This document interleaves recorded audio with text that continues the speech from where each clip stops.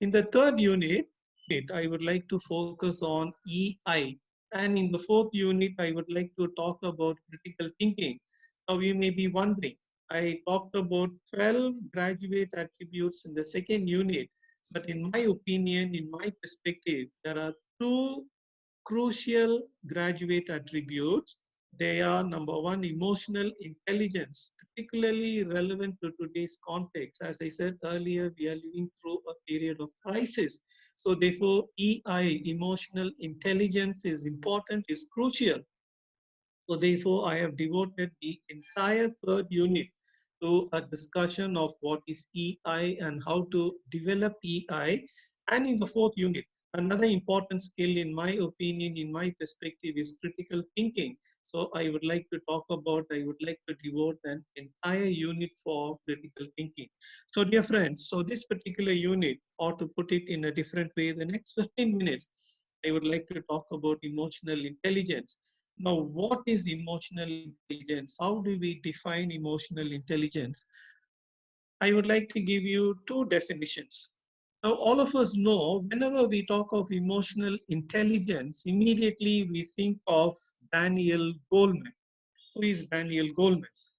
And what are the books that he has written? And how did he become popular or prominent? Now, Daniel Goleman is an American. He's a journalist, particularly involved in science journalism, and he has written two famous books and one important article. In 1995, Goldman's book with the title Emotional Intelligence, Why It Can Matter More Than IQ was published. And 3 years later, in 1998, in Harvard Business Review, Goleman's article with the title What Makes a Leader, that was published. And recently means 20 years ago, that is 2000, Goleman came up with another book, Working with EI. So these are the three important publications of Goleman. So the book in 1995, EI, What It Can Matter, Why It Can Matter More Than IQ, What Makes a Leader, a Harvard Business Review article, which was published in 1998, and his 2000 book with the title Working with IE. Now, these three publications are considered very important. Now, I would like to point out that Daniel Goleman, he is not the first one to use the term EI, nor is he the first one to popularize the term EI. Even before Daniel Goleman arrived on the scene, people were, particularly in the domain of psychology, they were already familiar with emotional intelligence.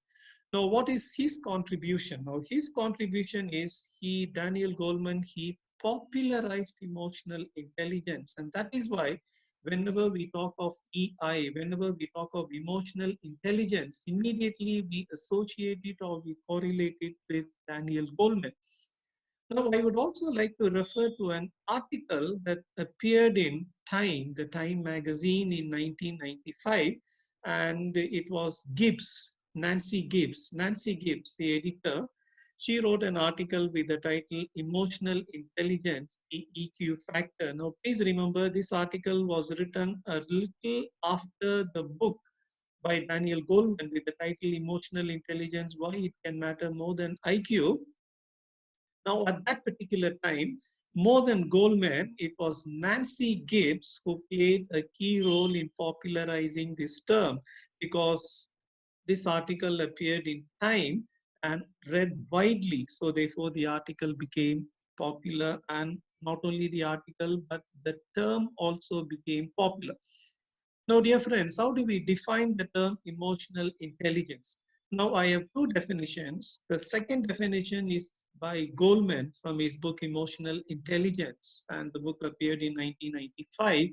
Now, the first definition is by two Americans. Who are the two Americans? Peter Salovey and John D. Mayer. Now, Peter Salovey, he is a professor of psychology at Yale University, and Mayer, John D. Mayer, he is a professor at University of New Hampshire. Now, Peter Salovey, the Yale University professor, with his friend Caruso, he wrote a book in 2004. The title is The Emotionally Intelligent Manager.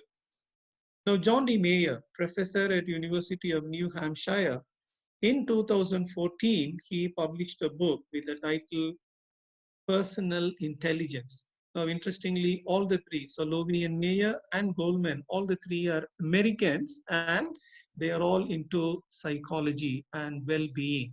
So the first definition of EI goes like this: the ability to monitor one's own and other people's emotions, to discriminate between different emotions and label them appropriately, and to use emotional information to guide thinking and behavior. So this definition is in three parts. So the first one, to monitor your own and others' emotions, to discriminate or distinguish between different emotions, anger, pity, empathy, and to use emotional information to guide thinking and guide behavior so that I become a better person emotionally, a more stable person emotionally.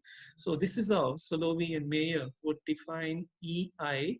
Now the next definition is from Daniel Goleman from his book Emotional Intelligence, which is a bestseller, which was published in 1995.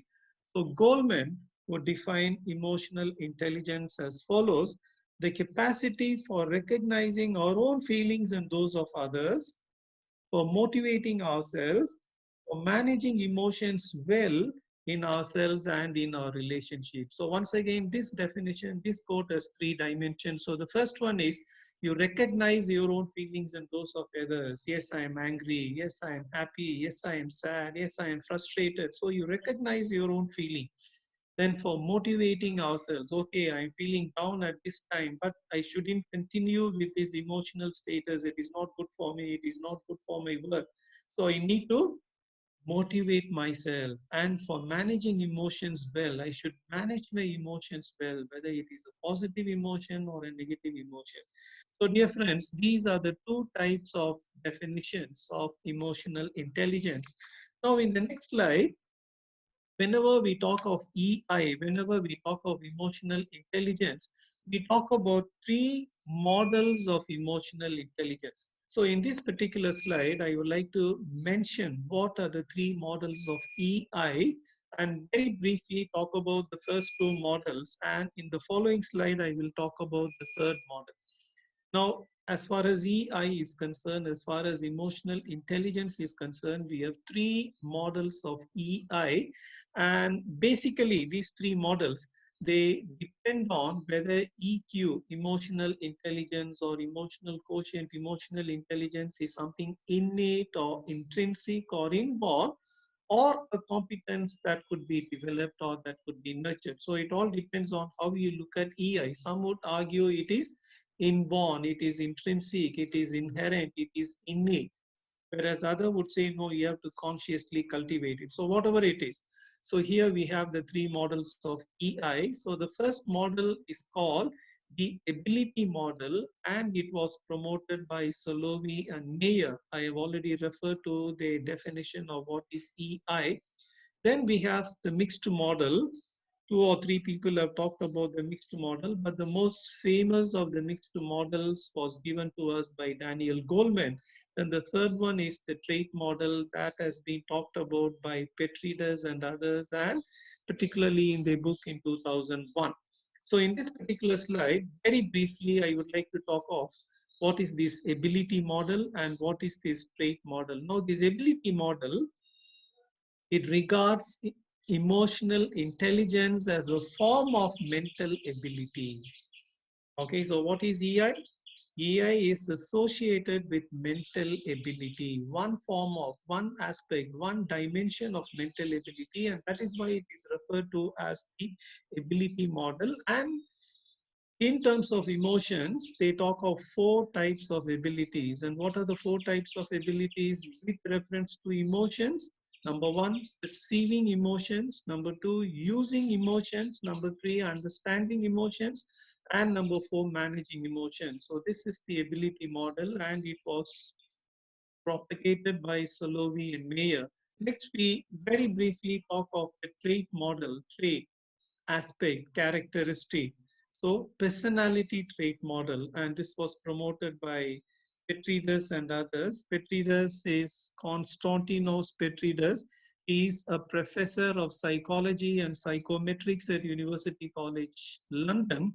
So he and his co-evals have talked about the personality trait model, and basically it refers to an individual's self-perception of his or her emotional ability. So how do I look at what are my strong emotions and what are my weak emotions and what are my emotional abilities? So that would be the trait model, the personality model. Now in the following slide, I would like to talk about the mixed model. As I said earlier, a few people have talked about the mixed model, but the prominent among these is Daniel Goleman's model. Now I have taken it from this particular website, www.danielgoleman.info. Now, Daniel Goleman, very interestingly, he presents it in the form of a quadrant with four different squares. And if you look at the y-axis, it talks of regulation and recognition. And if you look at the x-axis, it talks about self and social. So in other words, we can talk about it in terms of self. We can also talk about it in terms of social. Or another way, you can talk about it in terms of regulation, or you can talk of in terms of recognition. So the first quadrant would talk of self-awareness, aware of yourself. So what are my emotions? So right now, what emotions am I experiencing? Am I nervous? Am I confident? Am I tense? Because I have to finish it in another 15 minutes. So I need to be aware of my own emotion. So under self-awareness, Daniel Goleman would talk of emotional self-awareness, accurate self-assessment, and self-confidence. How high or how low is my self-confidence? So that is the first quarter. The second quarter talks of from self, he talks of social awareness. Am I empathetic to people, particularly those with problems, those with emotional problems, those with physical problems, those with disabilities? So that is social awareness, empathy, organizational awareness, service orientation. Then at the bottom, you have self-management, self-control. Do I have control of my own emotions? Or like I don't have any control over my own emotions. So I become a victim of very poor management of emotions. So self-control, transparency, adaptability, achievement drive, initiative. So from self-management, we move to relationship management. It is here that Daniel Goleman talks of inspirational leadership, developing others, influence, change catalyst, conflict management, building bonds, teamwork, and collaboration. So, dear friends, I'm sorry I don't have time to elaborate on this. Now, you have plenty of time, so you please reflect on each of these four dimensions: self awareness, social awareness, self management, relationship management. Now I have two more slides as far as EI is concerned. Now, why do we talk of EI? Why should we talk of EI? So what are the advantages of having a good or a high emotional intelligence? Okay, so I would like to talk of 8 advantages of having a good emotional intelligence or like high emotional intelligence. Okay, so even good is enough. Okay, if you have a good level of emotional intelligence, absolutely fine. But if you're a gifted person, okay, and then your emotional intelligence is very high, then obviously you are a better person, you're a fantastic person. So what are the advantages of possessing a good or a high emotional intelligence? I can think of 8 advantages. Number one, the way you look at yourself, better self-perception. There is no inferiority complex, but at the same time, there is no arrogance as well. So better self-perception. I know myself. Then better family relationship. How do I relate to my parents? How do I relate to my spouse? How do I relate to my son? How do I relate to my daughter? How do I relate to my relatives? So if I am a person with good EI or a high EI, That ensures that the way I relate to the members of my family is good. Better social relations. How do I relate to my neighbors? How do I relate to my colleagues? How do I relate to my co-workers? So better social relations. Now for students, if you are emotionally stable, if you have a good level of emotional intelligence, then obviously you are in a positive frame of mind to learn better. So therefore your academic achievements, they are good. You're able to produce better results because you're emotionally stable. You have good emotional intelligence. And if you have good emotional intelligence, that helps you to harness and regulate emotions towards solving issues and towards solving problems. Positive perception by others. And lastly, if you are a person with good or a high emotional intelligence, you have a lot of empathy. You are a caring person. You are a person who reaches out to others, particularly those who need your help, particularly those who are in crisis. In other words, if you have a good level of emotional intelligence, it ensures that your psychological well-being is taken care of. So dear friends, this is my last slide as far as EI is concerned. Now I have talked about what is EI and why is it important. Now I would like to give you a few tips as to how to develop EI in our own classrooms, whether we are teaching in a college or a university, whether we are teaching in an undergraduate college or a postgraduate college. We can and we should do something in order to help students to cultivate the EI, that is emotional intelligence. So therefore the heading that I've given is EI and mentoring.